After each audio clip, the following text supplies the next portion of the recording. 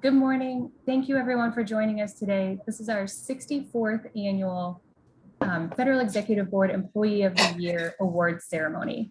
I'm Shannon Bailey. I'm the Acting Executive Director for the Chicago Federal Executive Board, and we're excited to have you all here today. I know just virtually, but we do hope that we'll be able to gather in person for next year's program.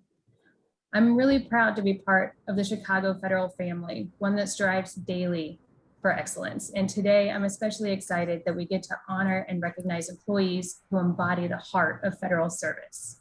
I'm going to quickly go over the format of today's program. Every nominee will receive a digital certificate. Finalists and winners will have a special designation on theirs. And all certificates have been sent via email to the nominator and the agency director in advance of today's ceremony. If you have not received your certificates, please send an email to chicagofeb@gsa.gov following today's ceremony. All COVID response champions and category finalists will be recognized, and the winner of each category will be announced along with a description of their accomplishment. We will pause and ask for a bit of virtual applause after each winner is announced. It's now my pleasure to introduce our FEB Chairman, John Lee Anderle. Dr. Anderle is the Regional Administrator for the Department of Transportation and National Highway Traffic Safety Administration. John Lee. Thank you, Shannon. Good morning and happy Public Service Recognition Week. Thank you all for joining us for this important recognition event. It's my honor to kick off today's presentation with a keynote speaker, Dorval Carter. The Chicago Transit Board appointed Dorval R. Carter Jr. as the president of the Chicago Transit Authority in May of 2015. Mr. Carter was chosen to lead the agency by former Chicago Mayor Rahm Emanuel. Mr. Carter is the first African-American president of the CTA since the agency's inception in 1947. He served the CTA from 2000 to 2009, where he held a variety of posts, culminating in executive vice president and chief administrative officer, and as acting CTA president from January to April 2009. During his tenure, he was responsible for directing and coordinating the principal planning and operating functions of CTA's $1 billion operating budget and 5-year capital improvement program. Before joining CTA in 2000, Mr. Carter spent 10 years in federal service at Federal Transit Administration, where he was Assistant Chief Counsel for Legislation and Regulation and managed the office responsible for planning, directing, and supporting the administration's legislative and regulatory programs. Prior to that, he was regional counsel of the FTA Region 5 office in Windy City, Chicago, with responsibility for all contractual, labor, environmental, and litigation matters, as well as legacy policy guidance. President Carter, welcome. The floor is yours. Thank you very much. And I can't tell you how excited I am to be able to join you all today for the 2021 Chicago Federal Executive Board Employee of the Year Awards. I'm happy to be here to celebrate and recognize the incredible achievements of the dedicated federal government employees that we have gathered here today. I especially want to thank you for your tireless efforts to do your jobs during this unprecedented COVID-19 pandemic, when our country looked to dedicated federal employees such as yourselves to connect them with sorely needed support. Congratulations for a job well done. As you just heard, I've spent about 35 years, almost a lifetime, in the transportation industry at both the local and at the federal levels. I've worked in the federal government both as a career employee and also as a political appointee in the Obama administration. I started my federal career, as was mentioned earlier, right here in Chicago in the regional office of the Federal Transit Administration, where I was the regional counsel for the FTA here. So I experienced firsthand the dedication and remarkable diligence shown by hardworking federal government employees, just like every one of you each and every day. Because of my experience as both a career employee and a political appointee, I also have a unique perspective on the importance of public service and the role that public employees play in the federal government. Throughout my years as a part of the federal government family, working closely with colleagues, supervisors, and staff to ensure important transportation policies and projects continue to move forward, I developed a high level of respect and understanding for the hard work and commitment shown by career employees each and every day. In my experience, No matter their position, what department they work for, or how long they've been employed, the federal workers I've come across have been a credit to their organizations. They diligently and often creatively illustrate what can be achieved when a group of people decide they want to dedicate their working lives to fulfilling the needs of the community above their own desire for making money or obtaining recognition. I'm sure many of you could have gone into the private sector for employment and more financially rewarding positions, but your collective desire to be of service to our communities and to work tirelessly for the benefit of our neighbors and fellow citizens is what sets you apart. It takes a very special person indeed who is able to put others before themselves. That is why I am proud to be here today to recognize and acknowledge you all, the cream of the crop of public service employees, for a job well done. Back when I was working in the FTA regional office, I remember the Chicago Federal Executive Board Employee of the Year Awards and how gratifying it was to see my peers get the acknowledgement and, quote, pat on the back that they deserved. As a long-standing federal government worker myself, I understand the effort each of you put into your work every day, making our communities a better, safer, and more equitable place to live. I also appreciate that much of this work often receives little notice and special recognition, which is why this awards program is so important. And I also want to take this opportunity to remind each of you here how important you are to the communities that you serve, and to thank you for your support and commitment to public service, and to let you know how honored I am to be a part of a moment for you and your loved ones to celebrate the incredible work and accomplishments that you have achieved during your career. Each of you gathered here today, whether you work for the Social Security Administration, the Department of Homeland Security, HUD, U.S. Citizen and Immigration Services, Veteran Affairs, EPA, FAA, Department of Energy, or the Secret Service, is a testament to the success of the public sector in meeting the needs of others in our communities. Over the course of my career, I've learned a thing or two about public service. First, choosing to be a public employee is incredibly rewarding, but it inevitably requires sacrifice, no matter what level of government you work for. Many of you, I am sure, have been asked to work evenings or work weekends or do double shifts, or maybe all of the above. Chances are you've also had to tackle complex problems for which there were no easy answers, and you have been asked to go above and beyond what you thought you could achieve. The most important thing, however, is that you got the job done. I know that because you're sitting here right now in the recognition and as recipients of the 2021 Federal Employee of the Year Award. The second thing my years of service have taught me about working in the public realm is that millions of people throughout the United States wake up trusting each of us are bringing our sharpest minds, best technology, and most effective programs to the proverbial table each and every day.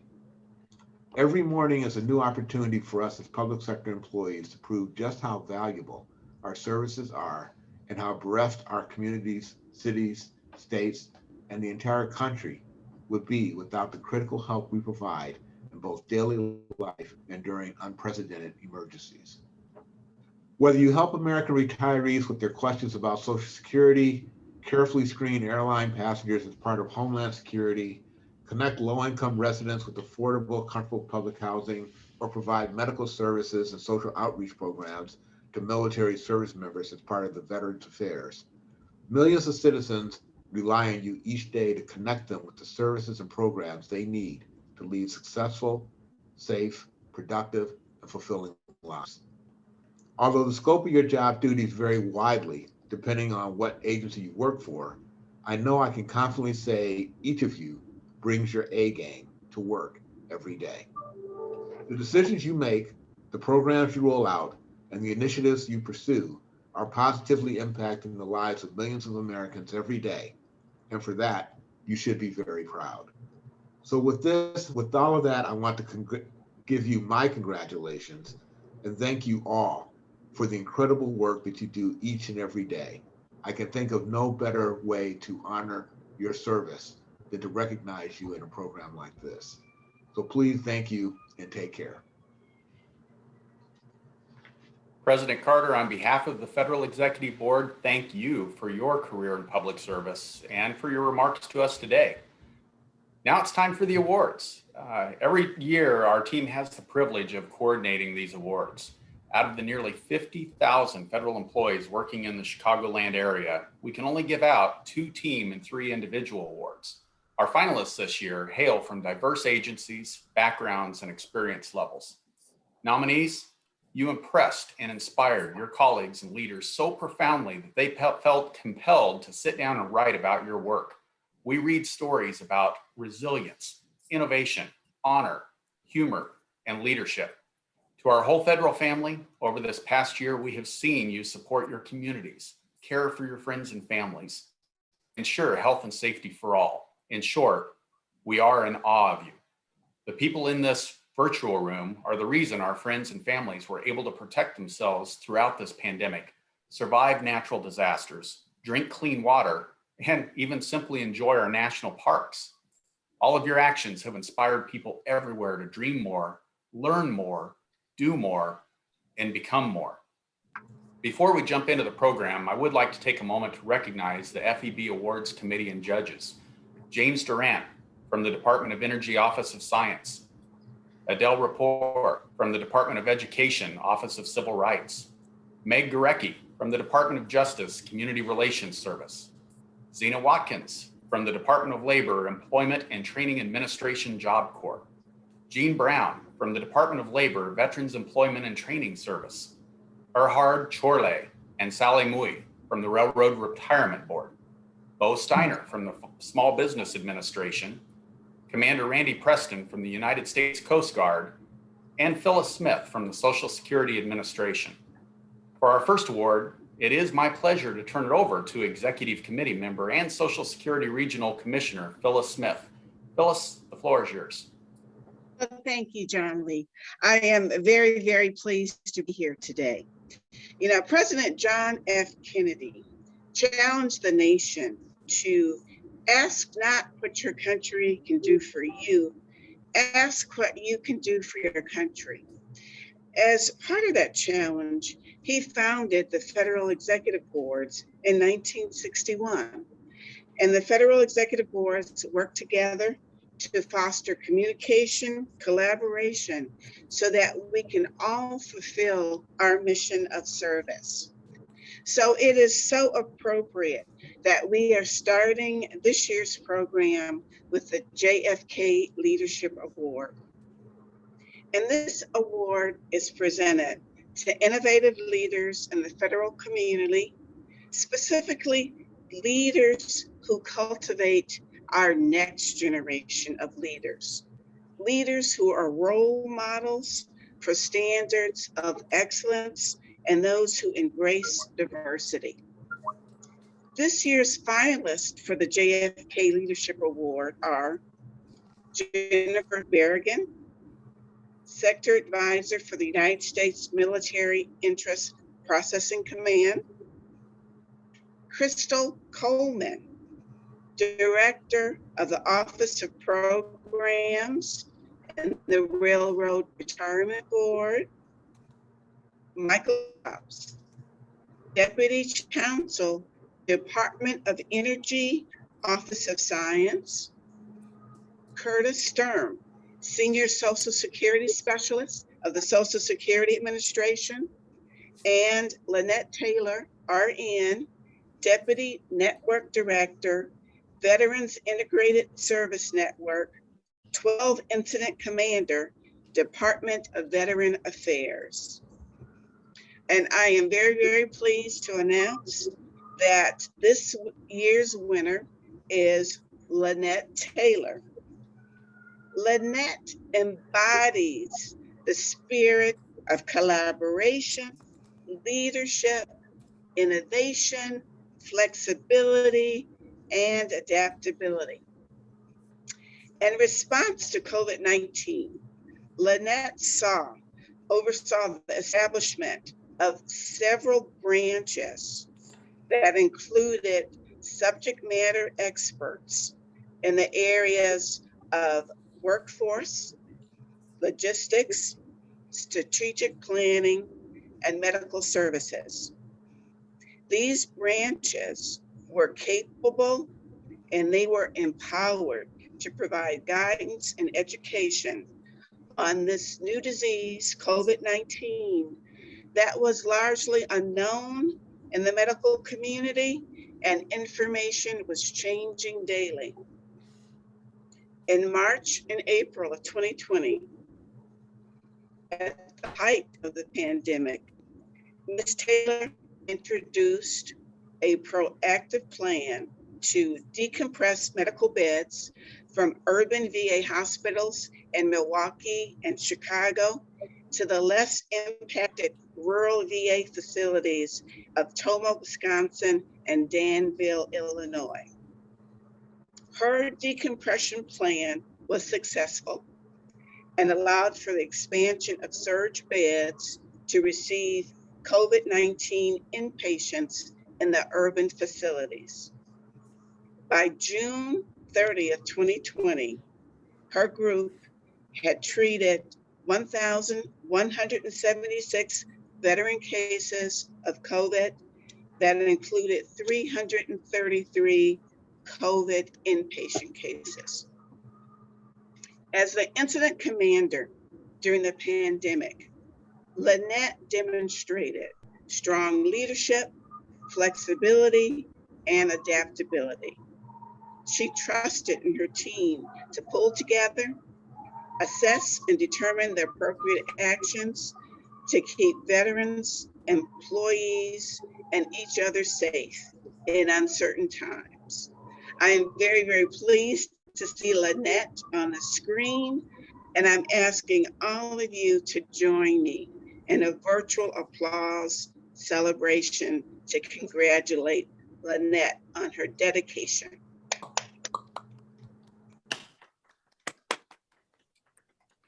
Congratulations again, Lynette.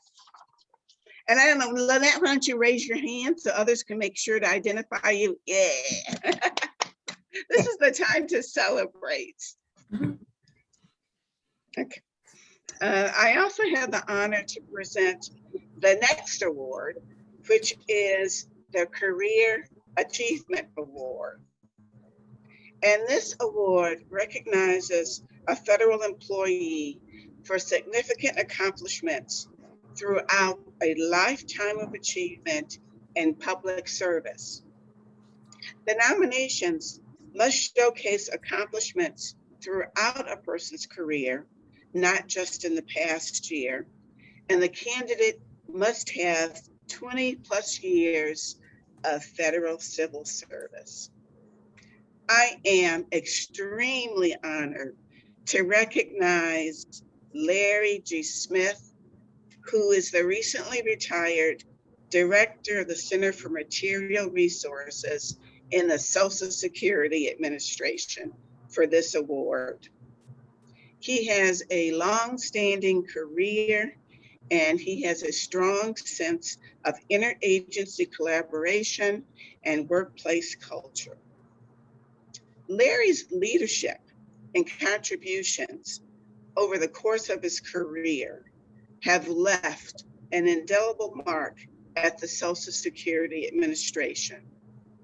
For those of you who know the Harold Washington Social Security building at 600 West Madison, Larry is the one who's responsible for running, maintaining, and updating that building. He is a visionary. He's an advocate for renewable energy, constantly looking for ways to reduce the carbon footprint of Social Security. His expertise is nationally recognized with the General Service Administration as well as other organizations. He has led projects that have saved the agency millions of dollars.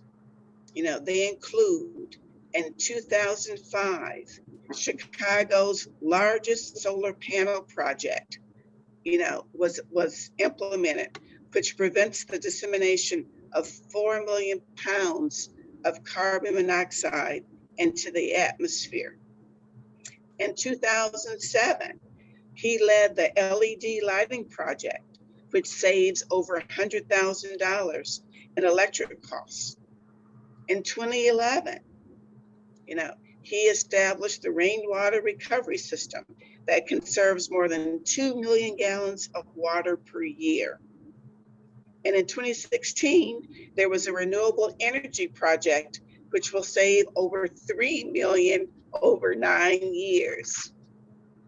And in 2019, he led the design and build out of the Chicago Model Field Office, the only office of its kind across the nation, which is testing technology. Last year, he led a relocation project which enabled 3 agency components to move from lease space into the Harold Washington Social Security Center. And that saved over $2 million annually in leased costs. Please join me in congratulating Larry on his accomplishments during his career with Social Security and also on his much deserved retirement. And Larry, I see you on screen. Raise your hand. Congratulations again, Larry. Thank you.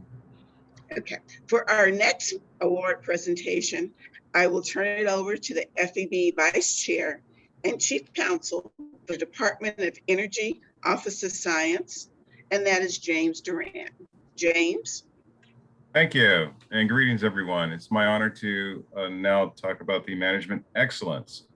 This category recognizes an employee that demonstrates superior leadership and management excellence through significant contributions that exemplifies efficient, effective, and results-oriented government. Recognizing superiors, managers, and any level of professional work. The finalists for the Management Excellence Award are Carrie Dreyer, Resident Agent in Charge, Milwaukee Resident Office, United States Secret Service. Julio Lara, Director, Division of Reactor Projects, U.S. Nuclear Regulatory Commission. Tom Poi, Senior Advisor, Water Division, Environmental Protection Agency.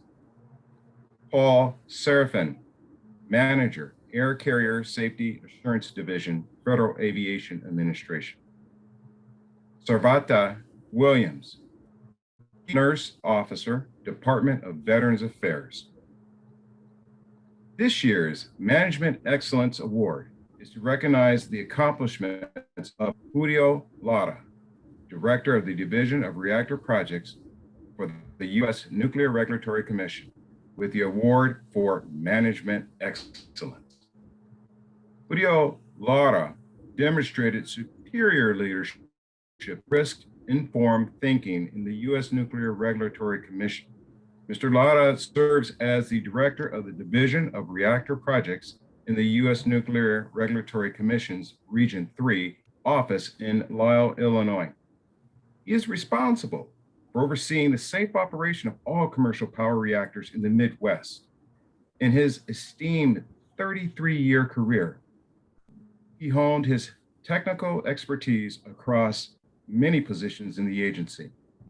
Over the past 5 years, Mr. Lara demonstrated outstanding executive leadership in advancing the NRC's vision of transforming to a modern risk-informed regulator by leading agency-wide efforts to prioritize focus on the most safety significant issues affecting public health and safety.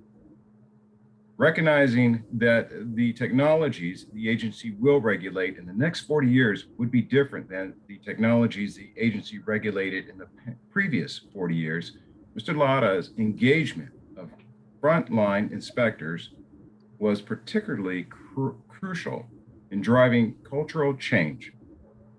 These efforts made an extraordinary impact on people and changing mindsets. This knowledge was especially crucial during the reduced on-site times with COVID-19. Mr. Lara's accomplishments are critical to the increasing understanding of risk and focus on safety in order to be more effectively and to effectively fulfill the NRC's mission of protecting public health and safety. Congratulations on your accomplishment, Julio. If we can now have a pause for a virtual applause, please.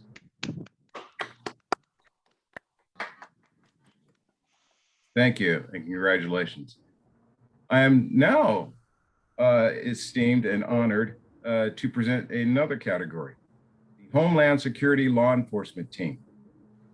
This category recognizes one team with significant contributions to Homeland Security and/or law enforcement.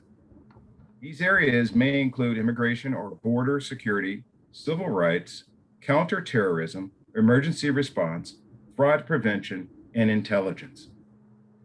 This year, we are honored to present the U.S. Citizen and Immigration Services Customer Service Unit with the Homeland Security and Law Enforcement Team Award.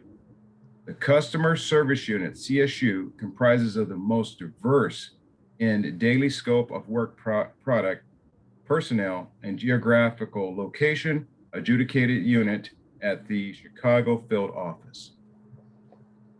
Over the course of a year, the CSU will liaise directly with congressional offices, facilitate the security of the immigration system by processing biometrics. Officers adjudicate immigration benefits for every type of application: naturalization, parental citizenship, green cards, advanced parole, and adjust status to become lawful permanent residents. Exclusively handle programs launched in partnership with DoD. During the pandemic, CSU continued to perform these duties and proved to be successful with the telework capability by surpassing any previous year in completion of certificate of citizenship cases, eliminating its backlog, and providing for greater employee safety and satisfaction, despite the shortcomings of not being able to perform these duties at the office. From March to September of 2020, CSU productivity excelled in the new environment. Supervisors designed a telework program to provide structure to officers working in an unfamiliar environment by clearly establishing goals and expectations and providing officers with the tools they needed to continue to adjudicate on a daily basis, i.e. laptops, Wi-Fi hotspots when needed, instructions, and casework. From July to August 2020, CSU conducted 124 oath ceremonies and distributed 1,200 certificates while maintaining strict social distancing restrictions with no additional resources outside the unit. CSU maintained its public-facing profile by staying open to the public for processing, by facilitating the public's need for emergency travel and continued employment for residents with expired documentation, and assisting the unit's handling of naturalization to ensure that wait times for those oath ceremonies stayed as short as possible to help with in-person safety. Here are the team members: Larry Bilas, Marilyn Berdusis, David Bakowitz, Irma Camacho, Bridges Cook, David DeSumer, Michael Diaz, Ryan Esquivel, Christine Fitzgerald, Laura Flores, Paul Fortini, Jessica Free, Sheila Freeman, Evan Gangi, Paige Jardy, Anne Greeley, Kiara Gross, David Hoblowitz, Andre Jones, Harold Lacey, Patricia Larson, Lisa Mahmoud, Katie Martin, Michelle Padua, Paul Phillips, Vincera Presti, Emily Ramos Reyes, Shanice Robinson, Rosie Sinord, Thomas Stevens, Sanika Tillman, Brian Tokiyama, Arthur Vinajas, and Exan Sheehan Wang. Congratulations to the CSU team from USCIS, and thank you for your continued work and dedication to the security of our immigration process. Now, if you would all join me in a 5 to 7 seconds virtual applause.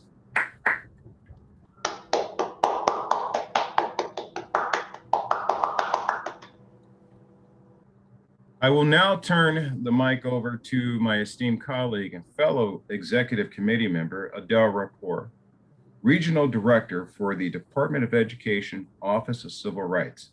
Adele. Morning, everybody, and congratulations to all of the winners and nominees. I know that it was a difficult choice for all of us because the nomination packets were so impressive in terms of what each of you have done. Our next category recognizes significant contributions in activities related to public and community service. Areas include economic development, education, healthcare, housing, labor, and transportation. Nominees will have an exceptional dedication to public service. They enhance the public service image and they set the standard for interdisciplinary teamwork and interagency collaboration. The finalists for the Citizen Service Award: Sheila Newsom, Post Entitlement Technical Expert, Social Security Administration; Paul Ronzi, Claims Specialist, Social Security Administration; Stacy Cias, Management Program Analyst, Housing and Urban Development; Midwest Interagency Mobility Workgroup, U.S. Customs and Immigration Services Team. The winner of this year's Citizen Services Award is the Midwest Interagency Economic Mobility Workgroup. The Administration for Children and Families, ACF, Office of Regional Operations, the Department of Labor, Employment and Training Administration, DOL-ETA, and the United States Department of Agriculture, Food and Nutrition Services partnered to create a work group. Regional Administrator for the Administration for Children and Families, ACF, Angela Green, recognized a repeated issue and that it was very difficult to implement human services and workforce programs due to lack of federal coordination. Stronger federal collaboration could advance efforts of economic mobility for low-income families. With this problem in mind, ACF and the Department of Labor, Employment and Training Administration first created an Economic Mobility Summit in 2018 to bring together human services and workforce leaders in the region. Like many others, staff had to pivot in 2020 due to COVID-19, creating a virtual summit that attendees could still find useful and engaging. 140 people attended and reviews were overwhelmingly positive. To address economic mobility in 2020, Michigan created a pilot encouraging temporary assistance for needy family recipients to obtain a high school diploma or GED. Ohio has created a pilot in 7 counties to address the health benefit cliff. The United States Department of Agriculture, Food Nutrition Services, FNS, became full partners in the economic mobility work in Region 5. The group is the true model of what interagency work should look like. Recently, representatives from the work group met with the Ohio Department of Job and Family Services to discuss the benefit bridge pilot. From that conversation, all 3 agencies were able to provide technical assistance to the state and examine where there might be funding flexibilities to address the benefit cliff. The state was able to see that all of the federal agencies are supporting their innovation, and turn low-income families will have greater access to economic mobility. The work of ACF, DOL-ETA, and FNS has shown that federal partners can come together to successfully address issues and promote innovation. Midwest Interagency Economic Mobility Workgroup has set standards for their teamwork and interagency collaboration, and we are proud to present you this award. Team members include Angela Green, Erica Fleischer, Rose Siebert, Lori Harris, Ray Prendergast, Vista Fletcher, Melissa Kundari, Gina Miller, Karen Beckerman, and Erica Kane. Congratulations to this whole Midwest Interagency Economic Mobility Work Group. And please hold 5 to 7 seconds for virtual applause.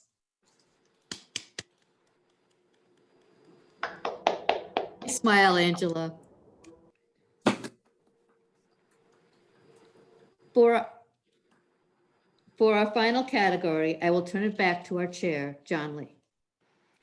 Thank you, Adele. Given the challenges and opportunities of the past year, the Chicago Federal Executive Board wanted an opportunity to recognize and thank the federal employees who have risen to the occasion of unprecedented times in extraordinary ways. The Champions of COVID-19 Response Award was created as a non-competitive award to honor federal employees who have demonstrated resilience and creativity in response to the pandemic, achieving a significant contribution to their operational division, team, and/or constituents to keep people safe, healthy, and informed. The FEB will continue to highlight these stories on Instagram and Facebook for the duration of Public Service Recognition Week.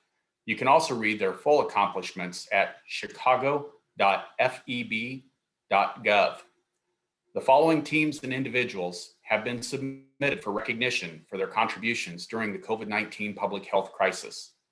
Joseph Price, District Manager for the Social Security Administration. Robert Calloway, CSR Team Lead for the Social Security Administration. Kim Donham, Deputy Chief Counsel for the Office of Science, Department of Energy. Lori Harmon, District Manager for the Social Security Administration. Jill Lindquist, Client Delivery Team Manager for the General Services Administration. Anna McBaron, Assistant Director, Chicago Regional Benefits Office for the Department of Veteran Affairs. Kimberly Nuett, District Manager for the Social Security Administration. Adam Peoples, Special Agent, United States Secret Service, Department of Homeland Security. Rosalind Roman, Sector Advisor for the U.S. Military Entrance Processing Command. Zachary P. Swartz, Operations Research Analyst for the United States Military Entrance Processing Command. Brad Short, Industrial Hygienist, General Services Administration. Bill Weisinger, District Director, Office of Human and Animal Foods, Food and Drug Administration for the Health and Human Services. The Area 7 Automation COVID Response Team, Social Security Administration. The Center for Human Resources Operations and Staffing Team, Social Security Administration. The Chicago North Area Office for the Occupational Health and Safety Administration under the Department of Labor. The Chicago Regional Census Center Team in the United States Census Bureau. The Chicago Quarantine Station Team, Centers for Disease Control, Health and Human Services. Cooperative State Programs Unit, Occupational Health and Safety Administration, Department of Labor. The DPB Section Chiefs for the Social Security Administration. The FEMA Region 5 REPP Team, Department of Homeland Security. The FEMA Integration Team, Region 5, Department of Homeland Security. Gary, Indiana District Offices employees of the Social Security Administration. HRSA Region 5 Team, the Health Resources and Services Administration for the Health and Human Services. Payroll and benefits staff for the Social Security Administration. The PSC OD4 Mailroom Team for the Social Security Administration. The Region 5 Champion of COVID-19 Team, Environmental Protection Agency. The Special Enrollment Team for the Social Security Administration. And last but not least, the Virtual Training Transformation Team for the Social Security Administration. Let's do one final round of applause for our COVID-19 champions.